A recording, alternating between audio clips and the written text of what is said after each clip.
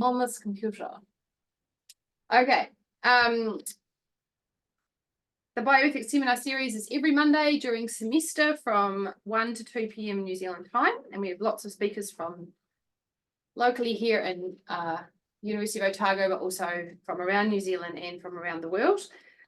If you want to be added to our seminar series, just email us bioethics@otago.ac.nz. So the people online, I think, know the drill, which is that please keep yourselves muted if you're on Zoom. And we let the speaker have the floor for their presentation, and then we hold a questions and discussion until the Q&A period. And I will help run that Q&A period when the time comes for Nick. So it's really my pleasure today to welcome our speaker, Nick Agar, who is Professor of Ethics at the University of Waikato. Nick was for many years at Victoria University, so people might remember him from there. Has worked on lots of issues looking at the ethical implications of technology and technology change.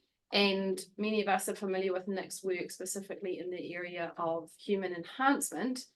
But today he's going to give us a talk, there's the title here, The Big Problem with Charismatic Extinction, sorry. That could be existential though. Charismatic extinction threats. Okay, I'll just stop now. So Nick, take it away. Yep, kia ora koutou, and thanks Josie. It's wonderful to be speaking to you guys. Gosh, I would so much prefer to actually be there. I mean, Zoom's an fucking amazing technology, but yeah, it does get in the way of the immediacy of actually talking to people and getting their insights back as you communicate with them. But we're going to do the best, because here I am in Hamilton, and I'm really looking forward to seeing what you think about some of the suggestions that I want to make. Because I got to say, I mean, I'm going to present some conjectures to you. And it would actually work quite well for me if you challenged my conjectures, because my conjectures are just my conjectures. So I'm certainly not a philosopher who says, I've got an amazingly super intelligent argument and I will defeat you and wipe the floor with you. I'm basically coming and saying, here's an idea. I don't know if this works. What do you think? So I guess it's something I noticed. The big problem with charismatic extinction threats is that there's kind of a feature of the way that we're talking about extinction threats. I mean, everyone's talking about them quite a lot. And that says something, I think, about our age. We've always, for a long time, I think we've understood the possibility of extinction and thought, well, that could be kind of bad. But it's amazing now the way extinction threats in our imagination. So the main focus here is going to be how we think about these things. But I want to introduce an idea that there's something that causes us to worry too much about certain kinds of extinction threats and other threats. And that influence is something that we should be aware of. And I think that in this case, we should actively work against. So charismatic, you might think, if I'm an extinction threat, I want to be charismatic. It's better than being boring. But in the case, from our perspective, charismatic extinction threats can be a bad thing because they cause us to worry too much about them. You know, there's lots of things to worry about. So I want to introduce a framework that is a really, I think, amazing framework from a psychologist. And she sort of had this way of thinking about climate change. Elke Weber is her name. And when I saw it, I thought, whoa, it's sort of, I noticed it kind of, I don't know, rewiring my brain. I suddenly sort of thought, wow, you've given me this tool, and now I'm using it to think about, well, a lot of things that I used to just be clueless about. So I want to present that tool, and then think about a problem that she didn't talk about, which is the threat from superintelligent AI, and to suggest that we're very likely to be too worried about it.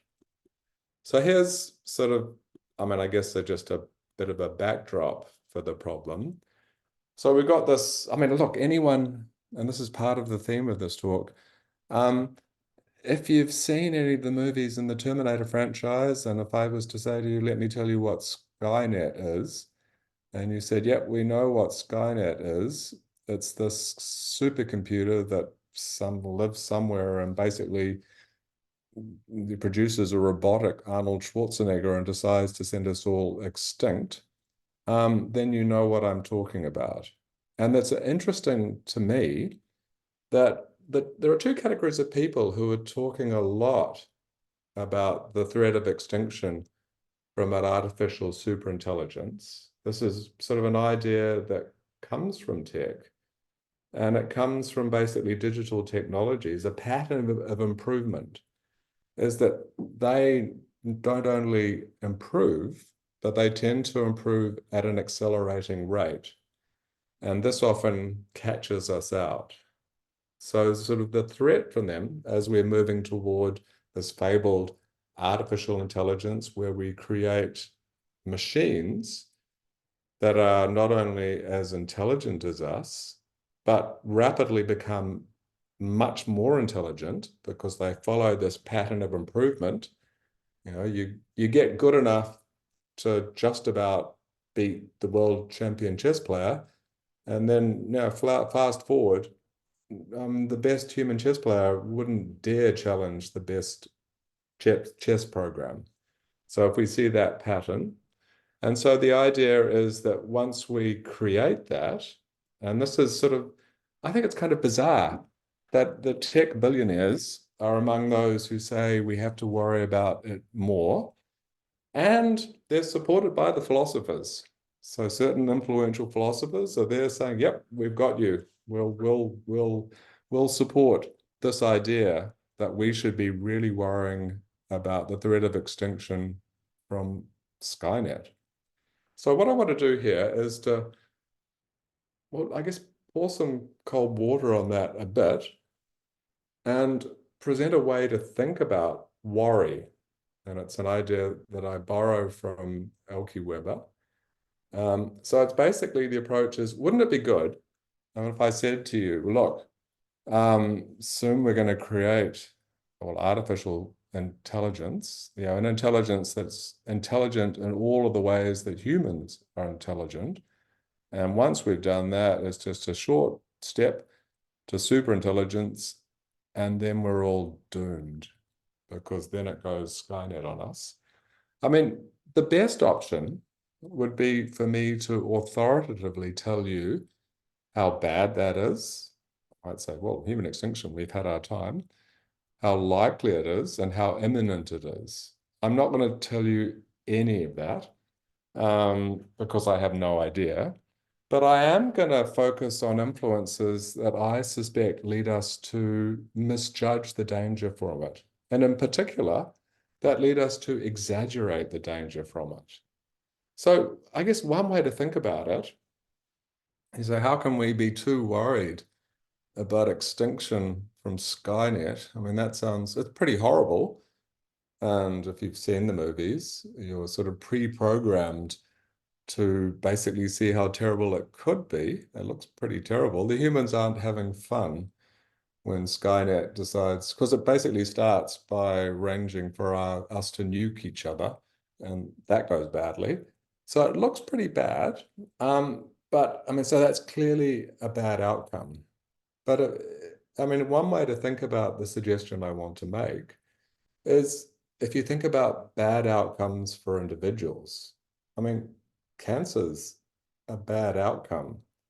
I mean, it's something that we want to avoid, but it is nevertheless possible for some people to worry too much about it. So, for example, if I said to you, I've read about this terrible thing called cancer, and it scares the bejesus out of me. So one thing I'm going to do or refrain from doing is ever going outside into the sun, because I know that if I get exposed to ultraviolet UVB, yeah, even the smallest exposure could trigger cancer in a skin cell, and that could be melanoma, and that could kill me. Now, if I gave that as a reason for saying, right, time to basically live underground, then, and if you also sort of talked to me and said, well, you know, he said to me, well, Doug, do you have reason to fear cancer? I mean, I mean, do you have a genetic mutation which makes you especially prone to cancer? And if I were to say, no, I don't think so, I just don't want to get cancer. Well, I suspect your response should be, I think you're too worried about cancer. I mean, get out and live a bit. But you certainly wouldn't be saying, and shouldn't be interpreted as saying, you'll never get cancer. So when I respond to you, well, I'm just terrified of cancer. Can you give me a 100% guarantee that I won't get it, that my next exposure to the sun won't trigger a lethal cancer? Well, you can't do that. That's something you can't do. So in a way, you're sort of probably anxious about saying, Nick, get out there and enjoy yourself, because then I send you an email saying, by the way, I've just been diagnosed with a lethal melanoma. Thanks. Now, I think that you should be telling healthy people to get out and, well, not get sunburned, but get out and enjoy themselves. So I want to say something similar about the threat to all of us from the Terminator and Skynet. So I guess one thing we know about Skynet and the Terminator movies is that Skynet is definitely, as an AI, definitely not a large language model AI. Not like, it's not an AI like ChatGPT. It's not an open AI product, or at least it's not an open AI product unless open AI, one of the great things, if you really want people to be fascinated by you, you suggest that, oh, yeah, here's what we can do. And here, there are a number of things we're working on that we're not going to tell you about, but they're very exciting. OpenAI, the AI company, is very good at doing that. And if they are working on Skynet, it's got to be something very different from a large language model. So in the Terminator movies, and the second one, Judgment Day, where it basically hacks into the US sort of nuclear missile command structure and hacks the code and fires all the missiles at the Soviet Union, which then, of course, replies and nukes the USA. And that's how we all sort of, in a way, then sooner or later, sort of Arnold Schwarzenegger is arriving on the scene. There is no way for a large language model to do that.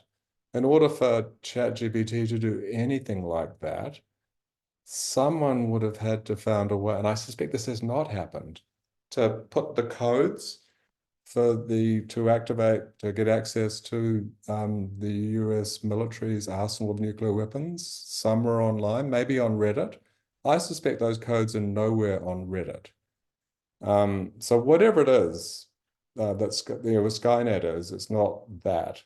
But on the other hand, just like the cancer case, if you tell me all of you may be too worried about cancer, it could happen. I don't know. I mean, no one knows I don't know, what is the AI in 10 years' time that's as surprising to us now as ChatGPT was a year and a bit ago. I don't know. Maybe it's something that can do that. So it's something we should be worried a little bit about. And I guess that's the framework a way to say to the people, someone who's too worried about cancer, well, be a little worried. Don't get sunburned. That's ridiculous. But also to say to people, well, is there a way to be less worried? And one of the things, so here's the framework. This is sort of basically just an amazing paper by Elke Weber. And she introduced this concept of the fact about us. It's about climate change, but in actual fact, the exciting stuff that it says isn't really about climate change directly. It's about our capacity to worry about it. And Weber says this, that basically as individuals and also collectively, we have a finite pool of worry. And worry is kind of fungible. So there's only a certain amount of stuff we can be actively worried about. So when someone turns up and says, everyone right now has got to be worried about the prospect of World War III, well, I think that's true. But when they do that, to worry about it, if we have a finite pool of worry, well, we've got to take some worry away. I've got to worry less about some things. And I guess one of the things I might worry less about is climate change because it's slightly tedious and old hat. So worrying about World War III, new stuff, To worry more about something like that, I have to worry less about other things, unless I magically find a way to get more access to worry. And I think what with the mental health crisis and that, do we really want a sort of a public health campaign that says everyone should just be globally more worried about everything? I think that's a message that people are getting. So I want to think about the threat from AI as AI as an extinction threat in this context. So if we're going to be worried about the Terminator and Skynet, where's that worry going to come from? And what things are we not worrying about that we might worry about if sort of some tech dudes abetted by some clueless philosophers hadn't sort of taken control and said, you've got to worry all about this. So that's the way I'd like to view the problem. And that basically, I mean, it's the same with the cancer worry. It's like, yes, I mean, if someone is so obsessed about they're a healthy person, you have no reason to believe that you're especially prone to cancer. And they say, I'm just so obsessed. You might say something like, do you have any kids? Do you worry about them? And if they then say, well, just too consumed by my cancer worry, then that would be a problem. So I guess the framework that I want to present is one that sort of says, well, what I as an individual should worry about. I've got a finite pool of worry as an individual. And also to ask that same question collectively. So if you think about it, I mean, everyone talks about, I don't know, the amazing power of future AIs to solve problems and to basically think of all of the problems in medicine, the challenges in medicine, the challenge of cancer, that if we just directed these superintelligent AIs or getting close to superintelligent AIs, if we said, find patterns in cancer and work out what we should be doing, that's pretty amazing. But in a way, the other thing, if we're thinking about what we do collectively, on the other side of that, we've got a massive capacity for worry. Sounds such a downer, doesn't it? But it's the right way to think about it. And that basically comes from 8.1 approximately billion imaginations. And if we were to think, well, how do we optimize that worry so that we're directing it at the things that matter? And you notice that there's an extinction threat that seems to be too dominant in our thinking.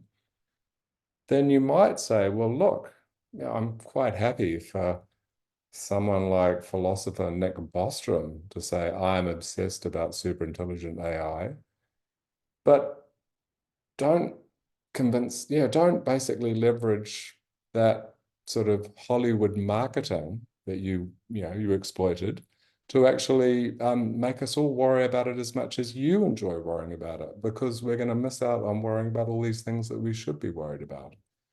So there's kind of an individual worry. I don't know, if I'm about to find the cure for cancer as an individual, I'm not, then you might say, well, you as an individual, you've got a free pass on stuff like climate change and World War III. But I guess you should also be concerned, well, these are worries. Climate change is a worry. I mean, if I'm here burrowing away, finding the cure for cancer, making credible progress towards it, I want to live in a society in which not everyone is doing that, and other people have sort of allocated their concern at the problem of climate change, for example. So how would we make the point that we're currently overly concerned about superintelligent AI? Well, it seems to me that we're more worried about it now than we used to be. And if you think about the reasons that we worry more or less about something, there can be intrinsic causes for worrying more or less. And that might be, I'm going to call, and this is just terms of art that I'm introducing here. I mean, if you give me evidence. So I was very worried about I don't know, we were collectively worried about climate change, and then obviously that's not the case, but then some scientists said, oh, look, we've got evidence that it's less of a concern than we thought. Now, in actual fact, it's the opposite.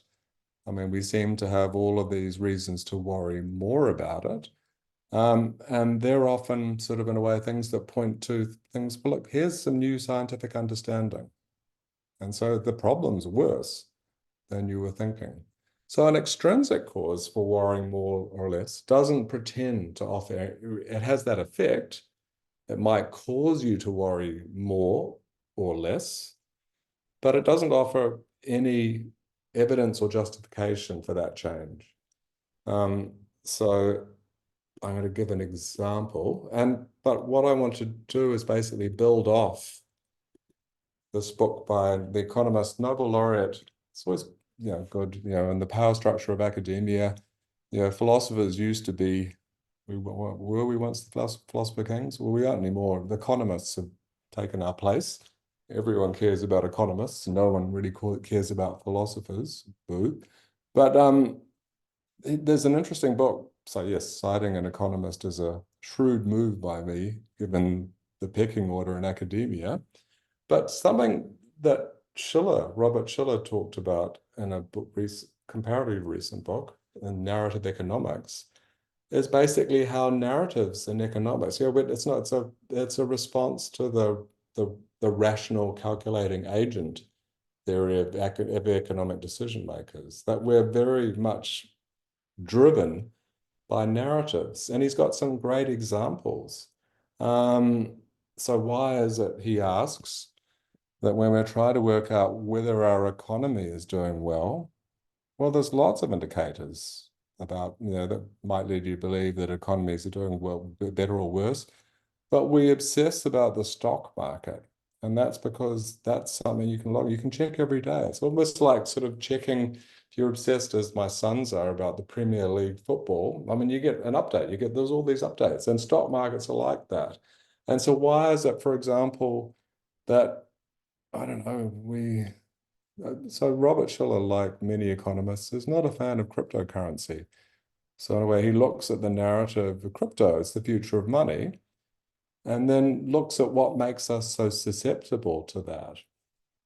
So the example that I want to use about kind of Hollywood's propensity to make us worry a lot more about stuff that we actually shouldn't worry much about is, I guess it just comes from the HBO series, pretty good, by the way, The Last of Us.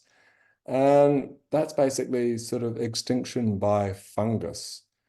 So cordyceps is the fungus, and there's a cute little tie-in with climate change.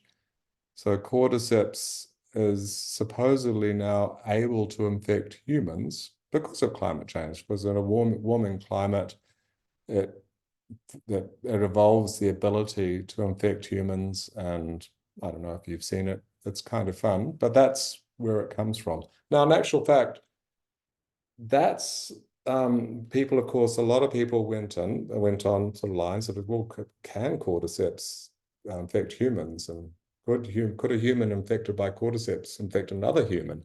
Now, if you ask the scientists, of course, when this thing came out on HBO, a lot of people did ask scientists, and their answer was a reassuring, it can't happen. Or no, they can't say that, because again, so this is built into the narratives. Climate change makes something that was impossible possible.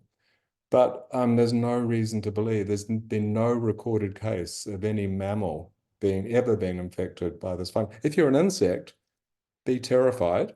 If you're a human, be less terrified. But the fact that basically there's a narrative, and the narrative basically, I know it's well performed, produced by HBO. It's quite a gripping series to watch. And that's what causes people to go on and say, well, okay, well, how much should we should be worried? We need to add cordyceps to our collective finite pool of worry because we are unprepared. That's, I suspect, exactly the same as the story about Skynet. It's a great narrative. By that I mean the movies and the merchandising is all very commercially successful. But in actual fact, it's kind of bad when that narrative, when people start watching the Terminator series all around the world, if we were worried, I'm trying to sort of popularize this idea of imagination insurance. So if you think about insurance for a holiday, well, you want to be insured against things that might happen. And you want to be adequately insured. So you don't want to sort of make predictions and say, by the way, I can never lose my luggage, because that might happen. So when you're selling insurance, well, I'm going to try to convince you to buy some insurance. I should ground that in something that might happen. And I should also notice that basically one way to go wrong with insurance is to be obsessed about one particular outcome, because anyone who says this is definitely going to happen is just fibbing, really. So I guess the worry I have is about imaginative monocultures. And the question of, if we're all obsessed about how to stop Skynet from making a robot that looks like Arnold Schwarzenegger and wiping us out, how many things are we not worrying about? And as soon as, in a way, that imaginative monoculture spreads, how many things that we're not worrying about should we be worried about if we basically allocated humanity's imaginative resources, which should be diverse, and instead we basically say, well, let's let Hollywood make you watch many versions in which it's super intelligent AI that wipes us out. I mean, isn't it a more rational response to say, well, let's distribute our worry, and let's not be overly insured against one bad outcome when we go on holiday, losing our luggage. Let's instead be insured against as many credible and realistic sort of outcomes as possible, given our imaginative resources. So I guess that's what I want. We need to allocate our concern. And it seems to me that if we're allocating our rational concern about AI, how much should we be worried about artificial superintelligence? Well, a little bit. But the more within that domain we obsess about stopping Arnold Schwarzenegger from killing Sarah Connor, the less we're worried than when we sort of allocate our concern about AI and the bad things it can do, the less we're worried about that. All those other things. So anyway, that's it. Thank you, Nick. Okay, We will take some questions now. So anyone on the chat who would like to, you could stop sharing your screen if you want, and then we can actually make. I can stop sharing the meeting. screen. Let me stop sharing. Okay, stop share. Cool, I've stopped. All right, great. So I will keep an eye on the chat, or anyone in the Zoom room can raise their virtual hand using that little function, but also anyone in the room. And we will start with you, Mike. Thanks for a great talk, Nick. That was wonderful. I'm just wondering, I'm not entirely sure what my question is here, but it's to do with worry and the way it's being used here. And I suppose I'm a little I wonder whether what definition you're sort of using. It seems at the end that you're using something like, I think you said rational concern.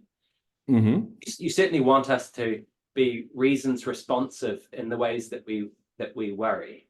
And I suppose I had thought that worry has a negative affective element to it.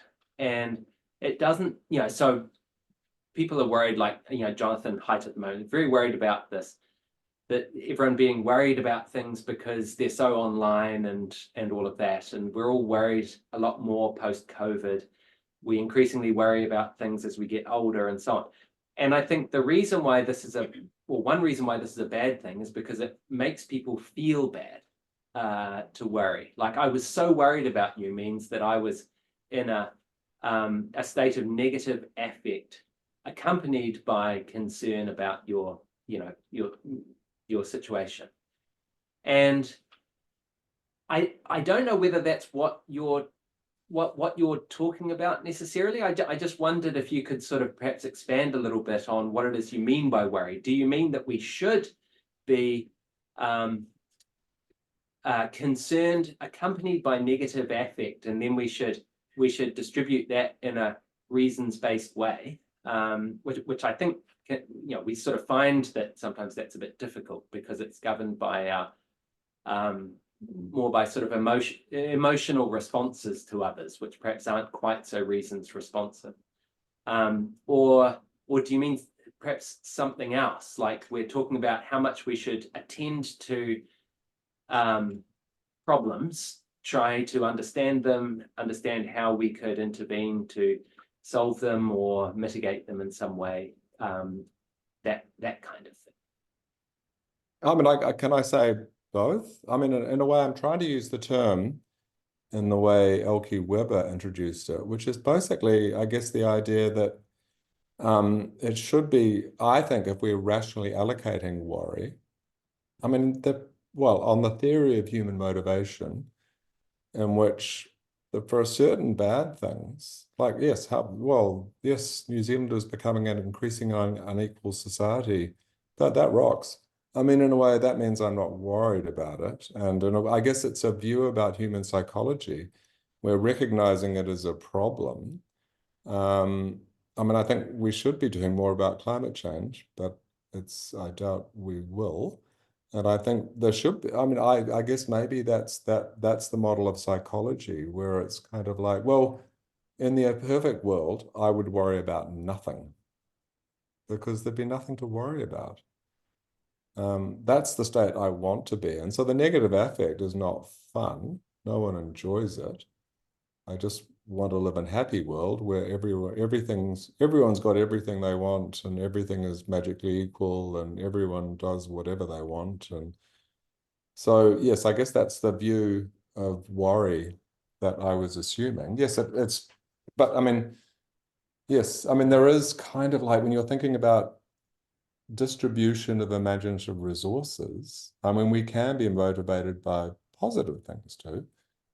So the tech dudes that are trying to terrify us, that Arnold Schwarzenegger will basically, in Skynet, will wipe us out, sometimes like to lure us with a post-capitalist future in which just everyone, that's the one, it's the end of scarcity thing. And maybe that's something that will motivate you. But yeah, so a little bit of negative affect can help. I have Lynn-Lee and then... No, not me. No, okay. Well, can I ask a question? I have myself, and then I'll put you down, Grant. So, I wonder if there's a more sinister narrative that you might entertain, which is that people who are interested in these and talk about these, what you've labeled charismatic extinction threats, are actually using them to mask more boring or everyday or complicated threats, or more imminent threats that those same technologies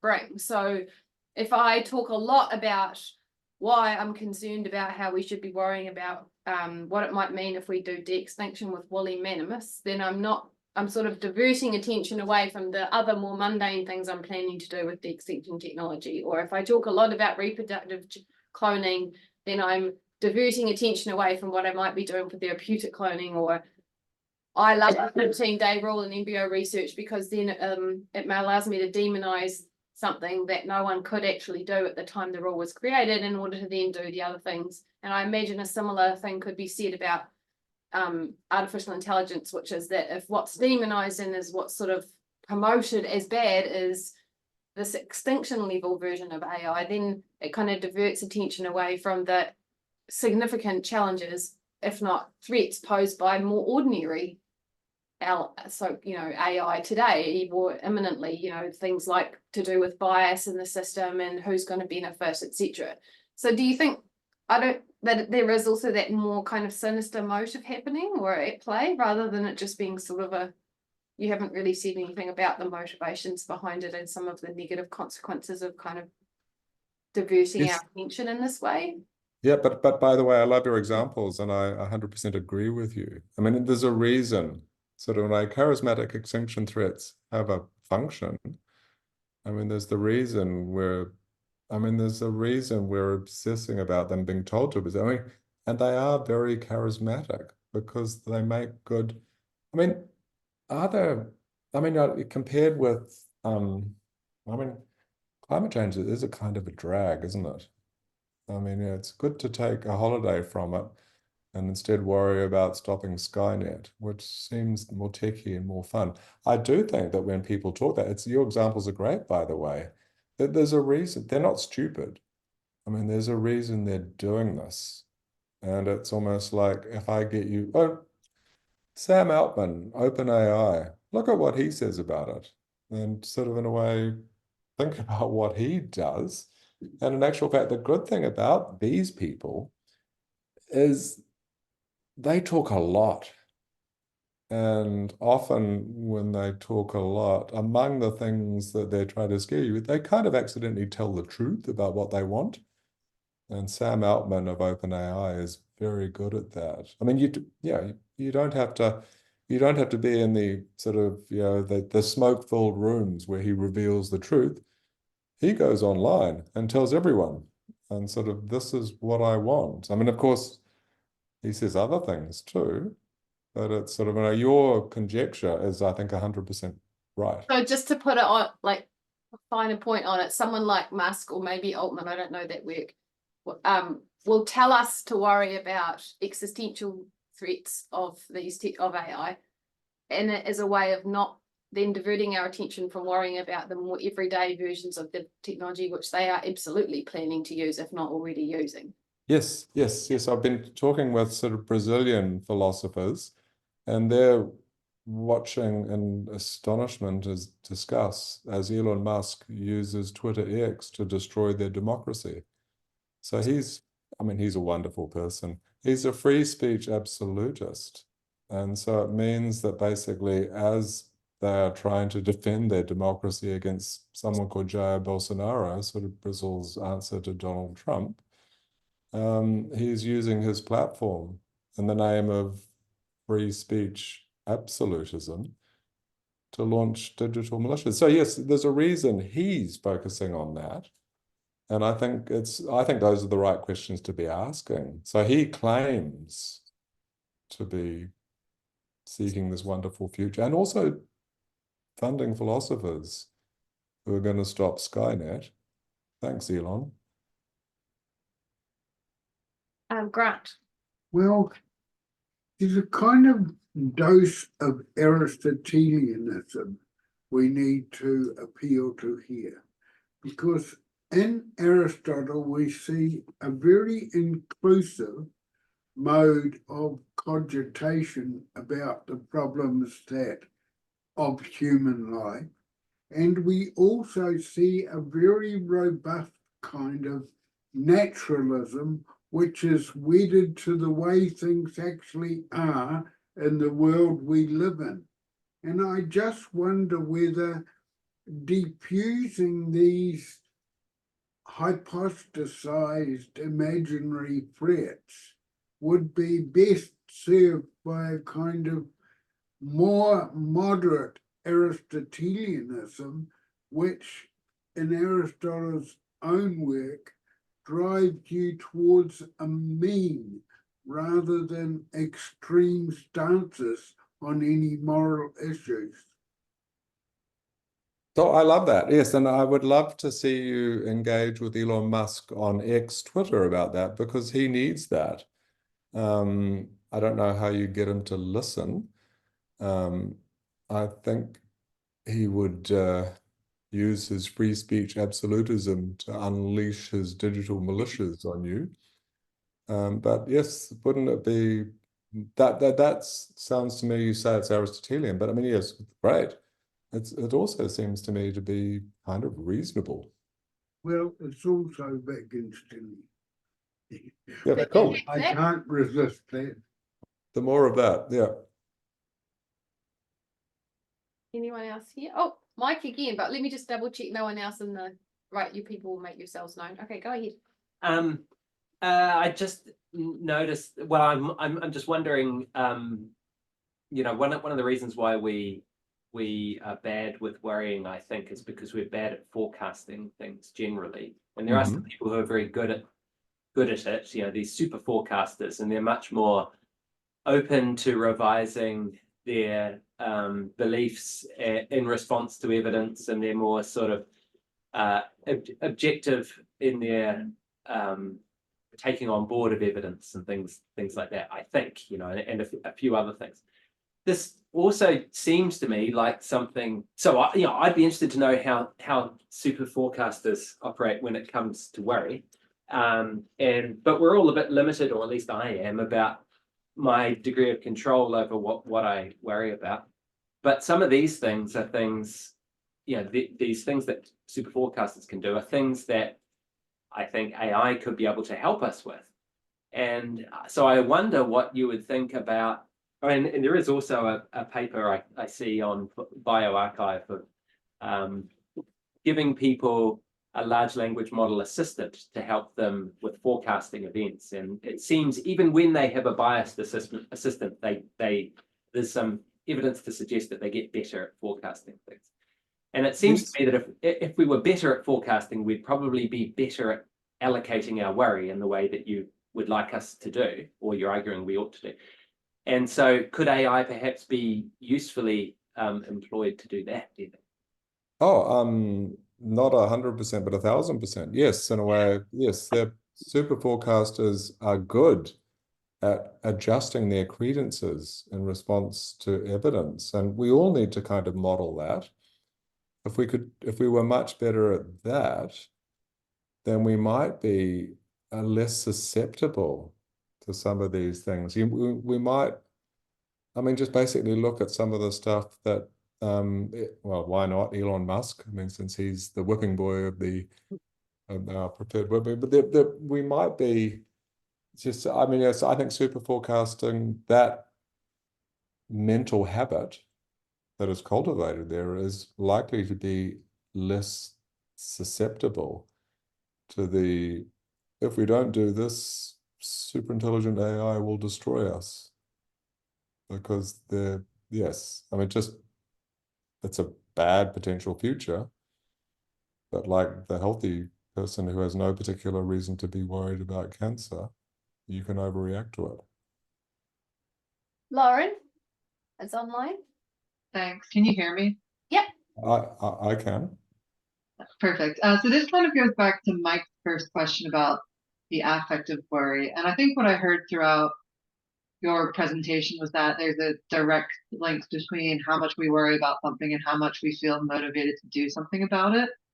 And for me, I'm not sure if I'm so personally convinced about that link, because I think, and this might be my personal working definition of worry, but I think a lot about worry is the fact that we're powerless to do anything about it. I think that, to me, a worry is a concern that we're in some way kind of limited in what we can do about it. So would just love to hear more about what you think is the connection between, appropriately allocating our worry to things that are relatively most important, and then how we get from that to, action on those things.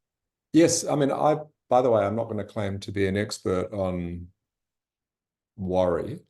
So I'm using the term basically as kind of a placeholder for whatever it is. If I tell you your building's about to collapse, you can sit there or you can leave. Whatever emotion or effective or non-effective response that leads you to think, oh, I think I should leave this now. I think I should exit. So, I mean, whether that's, I mean, obviously, if I was to tell you that, and if this is the way some people do react, and your reaction was to be crippled with fear and say, well, I'm just going to sit here and maybe God will save me. That would be the wrong thing. So that's obviously not whatever it is, the fully, which I haven't done, and I probably wouldn't be capable of doing, the fully fleshed out sort of spelling out of whatever it is that motivates us to do something about something bad, that in actual fact we can do something about. So don't worry about, transhumanists, all these people in sort of Drachara, they're obsessed about the tragedy of eventual death as an individual. And so, I mean, that for me is not something that we should be worried about. But when I hear about what it's like to die, it doesn't sound fun. So some of those things, that sound bad, probably feel bad when you think about them too much, are actually probably things that if we were rationally distributing our worry, we wouldn't think much about. Thank you. Thank you. Mike's gonna go again. I was just thinking about how AI is used to by Elon to steer cars and stuff, self-driving. And so my understanding is that, well, the claim, and we'll just take it at face value, is that this will be safer.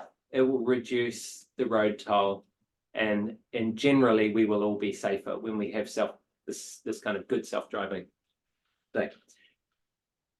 But I suspect a lot of people would be very worried about dying as a result of, so even though we're much safer, let's say there's some number of deaths that result from it, and sometimes that's from a uncontrollable malfunction of the system, let's say. So there's a little malfunction, nothing we can do about it, but you're still much safer than if we let you make your own decisions. I think people would worry a whole lot about being driven around by something like this system, even though the consequences of them being driven around would probably be better for them. And if that is the case, it might be because of some sort of moral view about them. It's better when they control the circumstances of their own demise or whatever it is, or they're responsible for losing control versus having that responsibility vested in some other system. And I just wonder whether your analysis is sort of friendly to people worrying in those sorts of ways. So that's still rational, even though it's kind of an ethical worry or something like that, rather than purely consequentialist worry. So we've been talking about forecasting outcomes and so on. And on this, what I'm sort of considering, people are safer, but they feel more worried because they're not in control anymore. Something else is. Something different. Yeah. So I'm just wondering if that was something that fits within your argument, or whether that's a sort of a problem for perhaps. That's interesting, isn't it? I don't know if it's but it's fascinating, isn't it? The way we work. I mean, because if you tell me ex ante, well, look, I don't know, you're going to travel from Hamilton to Dunedin to give a talk face to face, and you say, well, look, there are numerous ways that you can choose to go there. Here are your chances of arriving alive. I mean, it seems rational, and I should sort of just look at the numbers, shouldn't I? But then if you tell me, look, this way, that in actual fact gives you the lowest probability of dying on your way, will actually lead you to die in a very unusual way.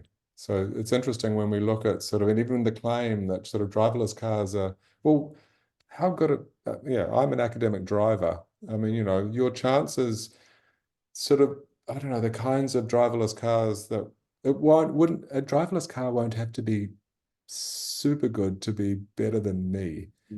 It wouldn't, so your chances of arriving safely, you should choose to share the road, not with Nick Agar, academic philosopher, even though I definitely will work very hard not to kill you.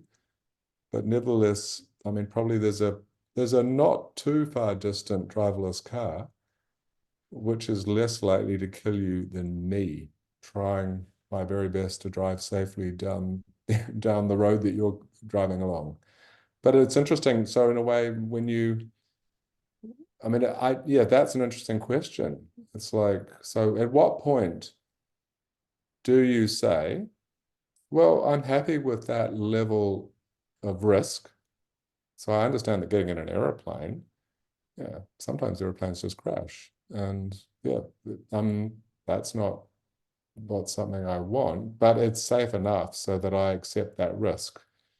So at what point do we say, well, I mean, I don't know, the stats on the number of people killed by humans making bad decisions, yeah, in absolute terms globally, there are millions of people who die because people turn onto the road without looking properly and all of that.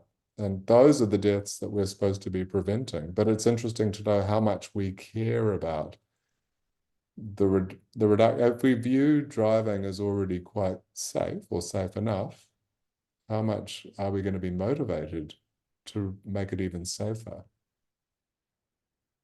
Because there are some things, I guess, that we enjoy, that we like sports, and that we view as safe enough, and maybe a bit of danger and harm is part of why we enjoy it. Thank you. Okay, Nick. Also, thank you very much, Nick. Oh, More questions online. I think we are finished a tiny bit early, but it's good because I want to just make to take a moment to thank you for joining us, and for sharing these ideas with us and provoking us in this way is really helpful and really great. So join me in thanking Nick. well, thank you. And then next week, we have a seminar from Emeritus Professor Charlotte Paul, who's going to be talking about